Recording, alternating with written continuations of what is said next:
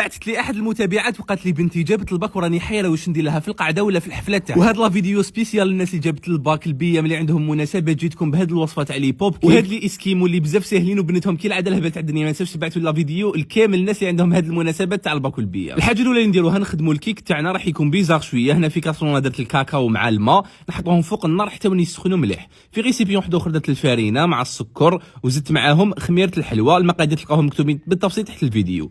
زدت معاهم الملح وخلطت كلش. هنا في ريسيبيون واحد اخر درت البيض الزيت والياغورت ناتور نخلط كلش مليح. بعدها نجيب هذاك الخليط اللي يكون سخن لي مليح تاع الكاكاو ونضيفه من طور راني نخلط مليح غير بالفوي. نجيب هذاك الخليط تاع الفارينه مع السكر نضيفه على 3 دفوعات ونخلط كلش ونحط الخليط تاعي تاع الكيك يطيب في سنيوات تكون كبيره عادي كيما يطيب المسكوت. وهنا نروحوا نحضروا لا غاناش تاع الشوكولا تاعنا. اكيد راح نستخدم لي بيستول تاع الشوكولا من عند باتيسي لا مدايرين حاله. درت ميلونج بين شوكولا اولي وشوكولا نوار درت منهم 2 طيسان وطاس تاع لا كريم ليكيد 35% ماده دسمه نحطهم فوق حمام مائي حتى وين يذوبوا مليح. بعدها نجي نغطي عليهم ونخليهم يبردوا مليح. الكيك تاعي بعد ما طابوا برد فتتو غير بيدي وطميته بهذيك لا غاناش اللي كنا خدمناها وشكلت كريات الوزن تاعهم 55 غرام وذوبت شويه لي بيستول تاع الشوكولا بلون من عند باتيسي. ونجيب هذا القصب تاع لي بوب كيك ندخلهم شويه في الشوكولا بلون وندخلهم ديريكتومون في الحبه تاعنا ونقلاصيهم بالشوكولا تاع لي بيستول تاع باتيسي. وبالنسبه لي زيسكيمو درت لهم 2 طبقات تاع الشوكولا بلون خليتهم يبردوا مليح وحشيتهم نفس الحشو هذاك تاع البوب كيك. واذا راكم انتريسين ندير لكم فيديو واحد اخر تاع طريقه التزيين تاعهم وبصحتكم.